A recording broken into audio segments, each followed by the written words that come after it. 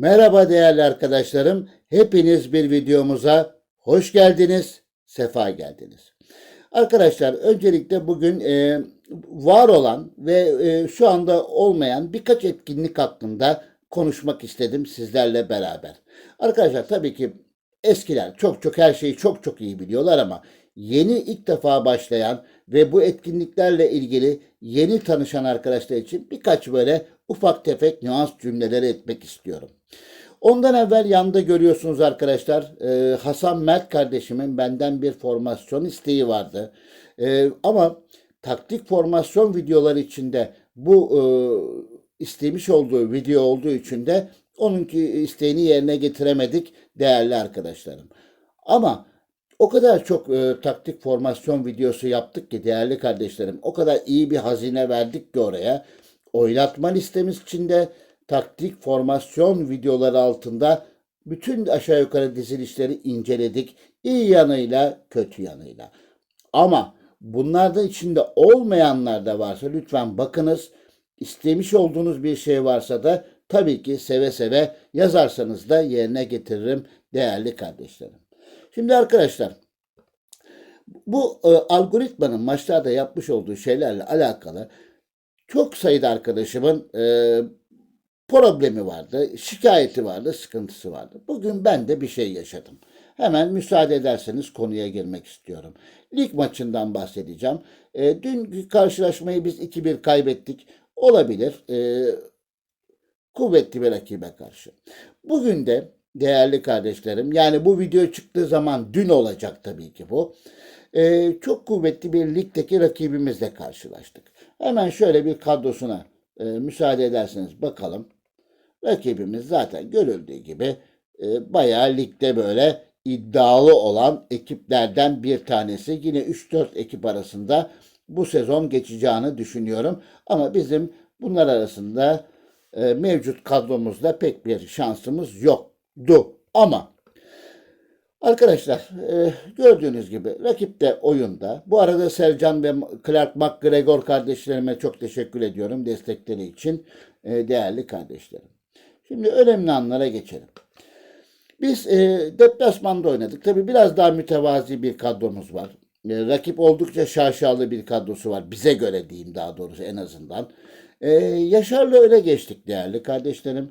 24. dakikada 24. dakikada beraberliği yakaladı rakibimiz. Tabii Dinçer'in orta sahada sakatlanması bizi oldukça sıkıntıya soktu. Rakipte de bir sakat oyuncu vardı henüz ikinci dakikada.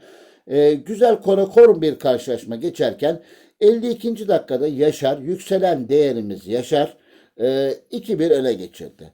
Tabii talihsiz bir şekilde kornerden gelen bir top 88'de 2-2 artık maç bitti derken bir anda bir yazı yazdı. İşte bize bir faul verildi ve penaltıyla da maalesef algoritma aldı. Bizim elimizden maçı karşı tarafa verdi değerli arkadaşlar.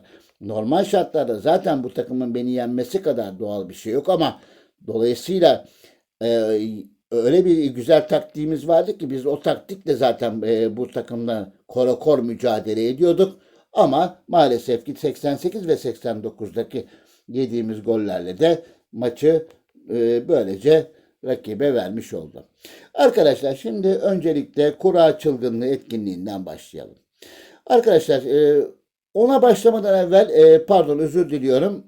Ona başlamadan evvel bir yanda görüldüğü gibi değerli kardeşlerim, yanda görüldüğü gibi bu arada kupa maçımız var ama kupa maçında da ben pek açıkçası ümitli değilim. İlk maçı 4-1 kaybettik. Muhtemelen bu maçta da bu karşılaşmada da e, yani bakalım ne olacak.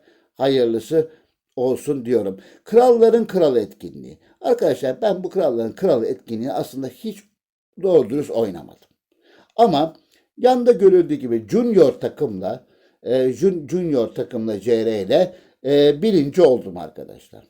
Ha, şimdi diyeceksiniz ki çok müptelası var mı? Var değerli arkadaşlar. Kralların Kralı etkinliğinde çok böyle müdavimi, müptelası olan arkadaşlarım var mı? Var. Ama ben çok fazla oynamayı tercih etmedim. Çünkü 4 gün 5 gün her 2 saatte bir maça bakacaksınız.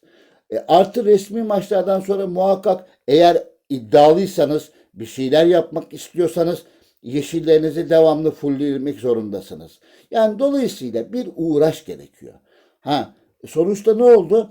30 token 8 yıldızlı bir oyuncu. Evet, güzel mi? Güzel. Ama 5 gün boyunca verdiğiniz o strese, sıkıntıya, çabaya, mücadeleye değer mi? Ben burada tartışıyorum arkadaşlar. Şimdi ondan sonra geçiyoruz. Güçlendirme laboratuvarı zaten bir etkinlik değil, etkinlik adı altında.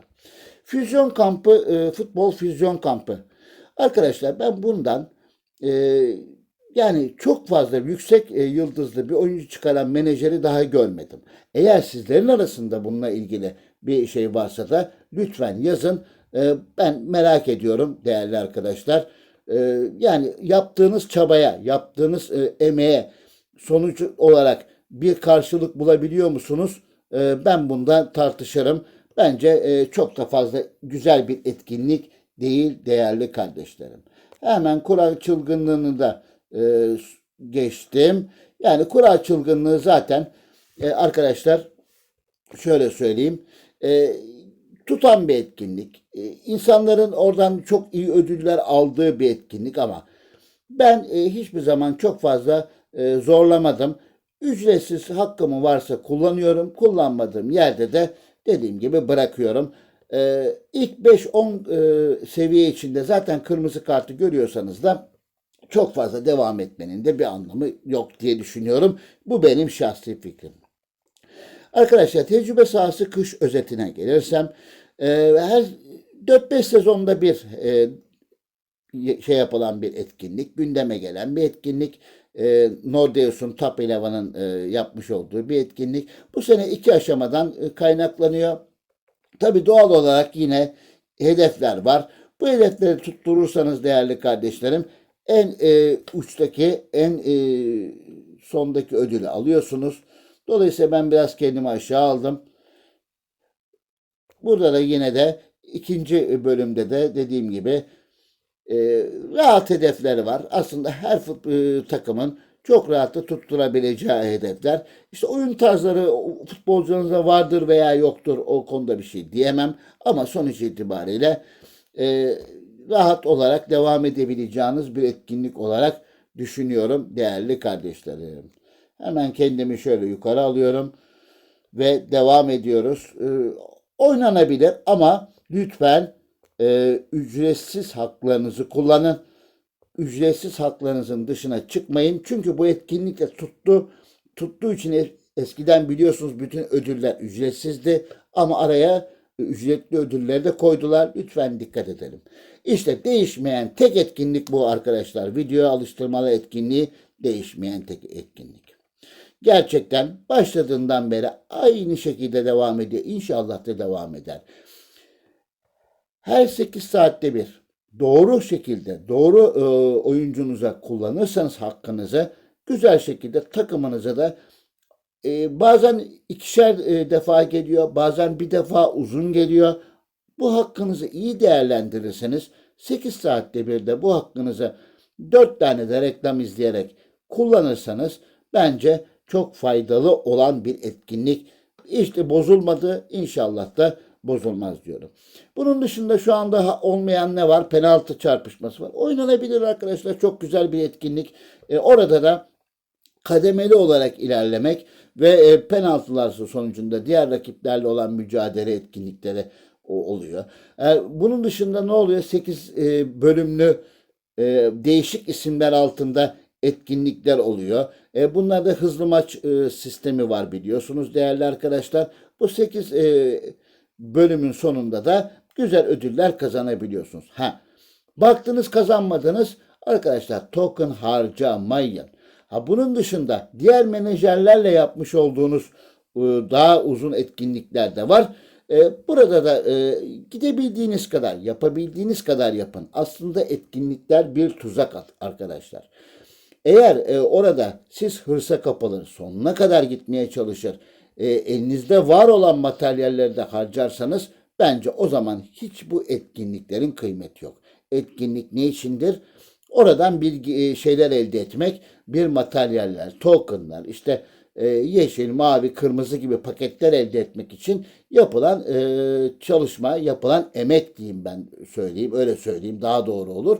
Bu şekilde olan etkinlikler fayda sağlar. Ama kesinlikle yine söylüyorum, bir yayıncı olarak da bunu söylüyorum. Kendim de aynı şekilde uyguladığım için asla hırsa kapılmayın. Olduğu kadarıyla yeter diyorum değerli arkadaşlar.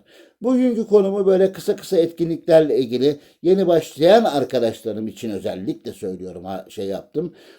Bundan sonra güzel bir konum geliyor. Bu bir ara video olsun diyorum.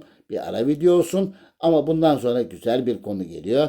Bir konulu videomuzda tekrar görüşmek üzere. Sevgiler, saygılar.